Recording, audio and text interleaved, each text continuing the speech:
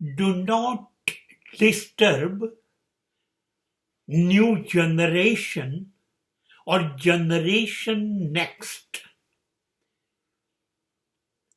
નવી પેઢી છે ને એની જોડે કોઈ છેડછાડ કરવી નહીં.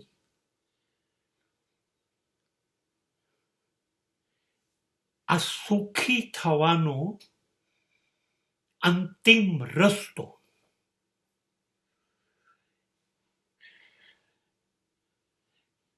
જે સમયમાં 5 વર્ષના ટેણિયાઓ આપણી ભાષામાં એ લોકો સાંભળે એવી રીતે નહીં બોલવાનું. ટેણિયા એને મોબાઈલનો ખૂણે ખૂણો આવડે છે, કોમ્પ્યુટરમાં કેટલું બધું જે છે એ આવડે છે.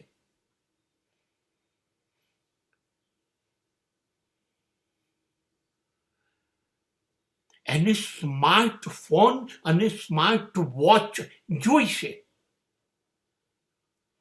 એને બ્રાન્ડેડ શૂઝ અને બ્રાન્ડેડ કપડા જ જોઈશે.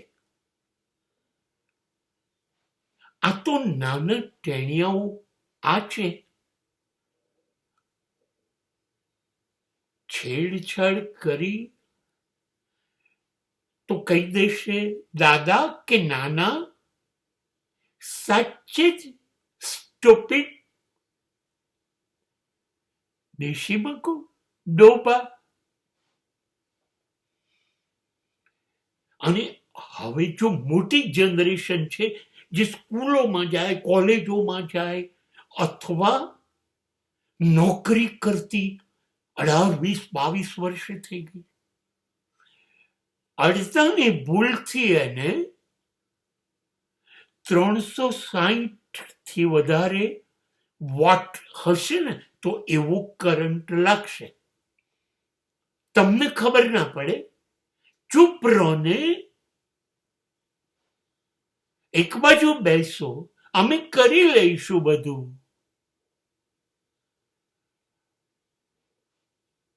સાચી છે.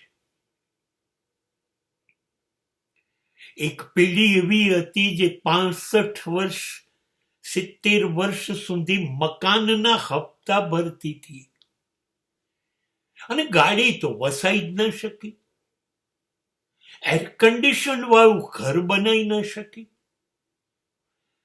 માણસ કરતા મોટા ટીવી અને ફ્રીજ લાવી ન શકી. એ પેઢીને શું ખબર પડે? 30 વર્ષે પોતાની માલિકીનો ફ્લેટ, ગાડી અને ફ્લેટ પણ ફુલ્લી ફર્નિશ્ડ, 3-4 લાખ રૂપિયાનો સોફો, એર કન્ડિશન તો બધી જગ્યાએ. એક પણ વસ્તુ વગર ચલાવવું નથી. 20-25 હજારના બૂટ, 5,000નું શર્ટ, 3,000નું પેન્ટ, 1.5 લાખથી ઓછો મોબાઈલ ના હોય.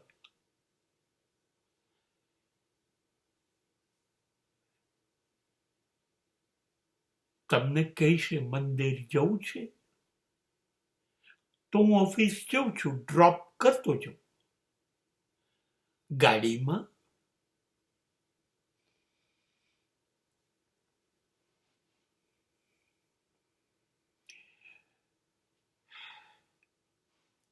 તમારા માટે શું લેતા આવીએ જમવામાં?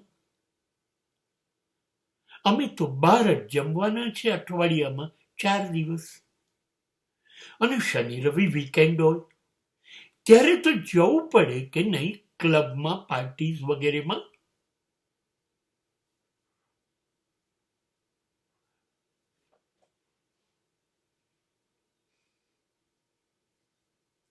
જન્મ તારીખ, લગ્ન તિથિ દરેકની ભેટ હોય. નવરાત્રિમાં 9 દિવસના ચણિયા ચોળી ના હોય તો રાજપથ કે વાયમસીએ જીમખાનામાં જવાય નહીં. ના ભાઈ,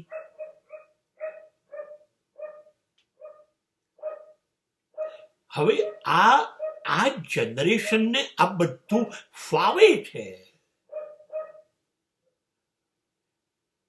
એ તમને કશાની ના નહીં પાડે, તમને જુદો રૂમ આપશે, તમારી બધી વ્યવસ્થા કરશે, તમારા રૂમમાં તમારું એસી, ફ્રીજ, ટીવી બધું ગોઠવી આપશે. પણ એ લોકો શું કરે છે? એ છેડછાડ ન કરો. કેવી રીતે કરે છે પૂછો નહીં. તમારી સલાહની જરૂર નથી. તમારા અનુભવનું અમારે કોઈ કામ નથી. ભૂલથી બોલતા નહીં. અમે તમારાથી વધારે દિવાળી જોઈ છે તો ફટ દઈને લાફો વાગશે. તમારાથી વધારે ફટાકડા અમે ફોડ્યા છે.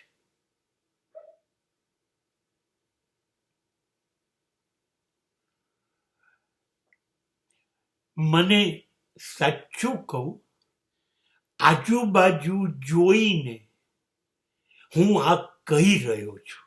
હજી ઘણું કહેવું છું. આ વિડીયો 1 વર્ષ જેટલો લાંબો બનાવો તોય ખૂટે નહીં. આ કોઈ અકળામણ નથી. બધા જ માણસો મારા જેટલા નસીબદાર નથી કે એની પાસે આવી દીકરીઓ ને આવા જમાઈઓ હોય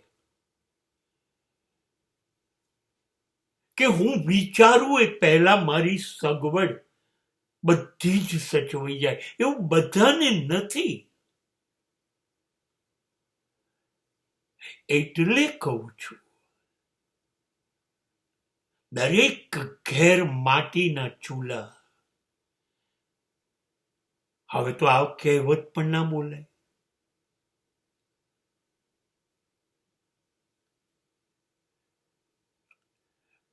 પણ સાચે જ આ બહુ જ તાકાતવાળી પેઢી છે. બધું જ કરી શકે. કદાચ આપણે તો કશુંય ના કરી શક્યા. એ લોકો બધું જ કરી શકે. કહે તો ચાંદ તારે તોડ લાવું લઈ આવે. આપણે ઝગમગ ઝગમગ થતા હોય ને એવા આપણા તારલાઓને જોયા કરવાના. બસ.